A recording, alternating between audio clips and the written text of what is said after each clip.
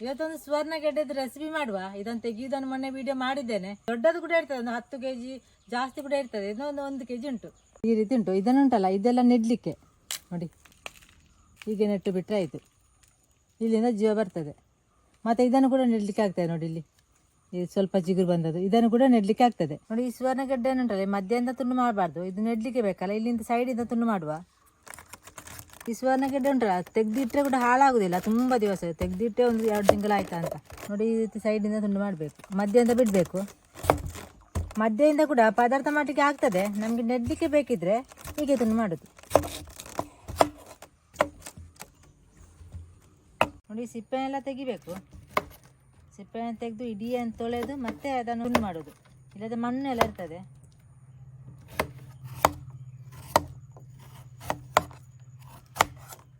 ನೋಡಿ, ಇದನ್ನು ಚಂದ ಮಾಡಿ ತೊಳೆದು ತಂದೇನೆ. ಯಾವ ಶೇಪಲ್ಲಿ ಕೂಡ ತುಂಡು ಮಾಡ್ಬೋದು. ಈ ಶೇಪಲ್ಲಿ ತುಂಡು ಮಾಡುವ. ಕೆಲವೊಂದು ಉಂಟಲ್ಲ ಬೇಗ ಬೇಯ್ತದೆ, ಕೆಲವೊಂದು ಬೇಯುವುದಿಲ್ಲ, ಗರುಗುರು ಆಗ್ತದೆ.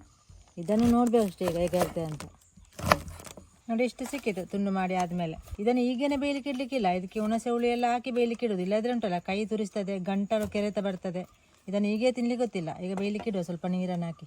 ಇದಕ್ಕೆ ಸ್ವಲ್ಪ ನೀರು ಹಾಕಿ ತಂದದ್ದು. ಈಗ ಬೇಯಲಿಕ್ಕೆ ಇಡುವ. ಹುಣಸೆ ಹುಳಿಗೆ ಸ್ವಲ್ಪ ನೀರು ಹಾಕಿ ಕಿವಿಚಿ ತಂದದ್ದು. ಒಂದು ಚಿಕ್ಕ ನಿಂಬೆ ಗಾತ್ರದಷ್ಟು ಉಂಟು. ಇದನ್ನು ಒಟ್ಟಿಗೆ ಹಾಕುವ, ಇಲ್ಲದ್ರೆ ಉಂಟಲ್ಲ ಭಯಂಕರ ತುರಿಸ್ತದೆ ಇದು. ಹುಣಸೆ ಹುಳಿ ರಸ ಹಾಕಿ ಬೇಯಲಿಕ್ಕೆ ಇಡಬೇಕು. ನನ್ನ ಕೈಯೇ ಸ್ವಲ್ಪ ಸ್ವಲ್ಪ ತುರಿಸ್ತಾ ಉಂಟು. ಈಗ ಚಂದ ಮಾಡಿ ಬೇಯಲಿ. ಒಂದು 1/4 ಗಂಟೆ ಬೇಯಲಿಕ್ಕೆ ಇಡುವ. ಜೀರಿಗೆ ಅರ್ಧ ಚಮಚ, 2 ಚಮಚ ಕೊತ್ತಂಬರಿ ಬೀಜ, ಒಂದು 10 ಕೆಂಪು ಮೆಣಸು ಉಂಟು. ಇದು ಖಾರ ಇಲ್ಲ, ಅದಕ್ಕೆ 10 ಹಾಕಿದ್ದು. ಒಂದು ಈರುಳ್ಳಿ ಚಿಕ್ಕದು, ಒಂದು 6 ಎಸಳು ಬೆಳ್ಳುಳ್ಳಿ. ಹುಣಸೆ ಹುಳಿ ಕೂಡ ಸ್ವಲ್ಪ ಹಾಕಬೇಕು. ಒಂದು ಅರ್ಧ ಚಮಚ ಅರಶಿನ ಹುಡಿ. ಇದರ ಜೀರಿಗೆ ಕೊತ್ತಂಬರಿ ಮೆಣಸನ್ನು ಸ್ವಲ್ಪ ಎಣ್ಣೆ ಹಾಕದೆ ಫ್ರೈ ಮಾಡಿ ತಂದದ್ದು. ಸ್ವಲ್ಪ ನೀರು ಹಾಕಿ ರುಬ್ಬುವ. ಒಂದು 1/4 ಗಂಟೆ ಬೇಯಲಿಕ್ಕೆ ಇಟ್ಟಿದ್ದೇನೆ. ಬೆಂದ ಸಾಕು. ಮತ್ತೆ ಅದು ಸ್ವಲ್ಪ ಗಟ್ಟಿ ಇರೋದು. ಇದರ ನೀರು ತೆಗೆಯುವ. ನೀರು ತೆಗೆಯಿದ್ರೆ ಉಂಟಲ್ಲ ಅದು ತುರಿಸ್ತದೆ, ಅದಕ್ಕೆ ಬೇಕಾಗಿ. ಕೆಲವರು ನೀರು ತೆಗೆಯುವುದಿಲ್ಲ. ಈಗ ನಾನು ನೀರು ತೆಗಿತೇನೆ. ತೆಗೆದು ಇದಕ್ಕೆ ಹಾಕುವ. ಅದರ ನೀರು ಬೇಡ. ನೀರನ್ನೆಲ್ಲ ತೆಗೆದು ವಾಪಸ್ ಒಲೆಯ ಮೇಲೆ ಇಟ್ಟಿದ್ದೇನೆ. ಇದಕ್ಕೆ ಸ್ವಲ್ಪ ಉಪ್ಪು ಹಾಕುವ. ಮತ್ತು ಉಪ್ಪು ಉಂಟಲ್ಲ, ನಿಮಗೆ ಬೇಯಲಿಕ್ಕೆ ಇಡುವಾಗಲೇ ಉಪ್ಪು ಹಾಕ್ಬೋದು. ಅದು ಕೆಲವೊಂದು ಉಂಟಲ್ಲ ಫಸ್ಟಿಗೆ ಉಪ್ಪು ಹಾಕಿದರೆ ಬೇಯುವುದಿಲ್ಲ ಅಂತ, ಅದಕ್ಕೆ ನಾನು ಉಪ್ಪು ಹಾಕಲಿಲ್ಲ. 1 ಟೊಮೆಟೊ ಉಂಟು, 1 ಈರುಳ್ಳಿ ಚಿಕ್ಕದು, ಜಾಸ್ತಿ ದೊಡ್ಡದಲ್ಲ.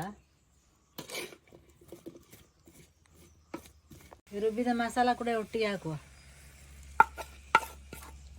ಈಗೊಮ್ಮೆ ಚಂದ ಮಾಡಿ ಮಿಕ್ಸ್ ಮಾಡುವ. ಇದು ಉಂಟಲ್ಲ ಕಡಿಮೆ ಉರಿಯಲ್ಲಿ ಕುದಿ ಬರಲಿ.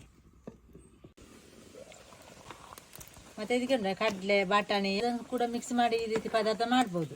ಬಾಣಂತಿಯರಿದ್ರೆ ಒಳ್ಳೇದು ಪದಾರ್ಥ ಮಾಡಿ ಕೊಟ್ಟರೆ. ಹೊಟ್ಟೆಯಲ್ಲಿ ಗಾಯ ಇದ್ರೆ ಎಲ್ಲ ಕಡಿಮೆ ಆಗ್ತದೆ ಅಂತ ನನ್ನ ಅಮ್ಮ ಹೇಳ್ತಿದ್ರು. ನಮಗೆಲ್ಲ ಇದನ್ನೇ ಪದಾರ್ಥ ಮಾಡಿ ಕೊಟ್ಟಿದ್ದಾರೆ. ಒಂದು 4-5 ಸಲ ಮಾಡಿ ಕೊಡಬೇಕು ಬಾಣಂತಿಯರಿದ್ರೆ ಮನೆಯಲ್ಲಿ. ಇದಕ್ಕೆ ಸ್ವಲ್ಪ ತೆಂಗಿನ ತುರಿ ಹಾಕುವ. ಮತ್ತು ಬಾಣಂತಿಯರಿಗೆ ನೀವು ಪದಾರ್ಥ ಮಾಡುವಾಗ ಎಣ್ಣೆ ಅಂತ ಹಾಕೋದು ಬೇಡ. ಎಣ್ಣೆ ಹಾಕದೆ ಪದಾರ್ಥ ಮಾಡಿ ಕೊಡಿ. ನಾನು ಮಾಡಿದೆ ನೋಡಿ, ಎಣ್ಣೆ ಅಂತ ಸ್ವಲ್ಪ ಕೂಡ ಹಾಕಲಿಲ್ಲ. ಅದೇ ರೀತಿ ಪದಾರ್ಥ ಮಾಡಿ ಕೊಡಿ. ಮತ್ತು ತೆಂಗಿನ ತುರಿ ಸಹ ಹಾಕೋದು ಬೇಡ. ಈಗಿನ ಪುಳಿ ಮುಂಚಿ ಮಾಡಿದರೆ ಒಳ್ಳೆಯದು. ಏನಿದು ತುರಿಸುದಿಲ್ಲ, ಯಾಕೆಂದರೆ ಅದಕ್ಕೆ ಹುಣಸೆ ಹುಳಿ ರಸ, ಹುಣಸೆ ಹುಳಿ ಇರುವಾಗ ಕೂಡ ಹಾಕಿದ್ದೇನೆ. ಹಾಗೆ ಬೇಕಿದ್ರೆ ನಿಮಗೆ ಒಗ್ಗರಣೆ ಕೂಡ ಕೊಡ್ಬೋದು. ನಾನು ಒಗ್ಗರಣೆ ಅಂತ ಕೊಡೋದಿಲ್ಲ. ಇಲ್ಲ ಸುವರ್ಣ ಗೆಡ್ಡೆ ಇದ್ದರೆ ಇದೇ ರೀತಿ ಪದಾರ್ಥ ಮಾಡಿ ನೀವು ಸಹ ನೋಡಿ.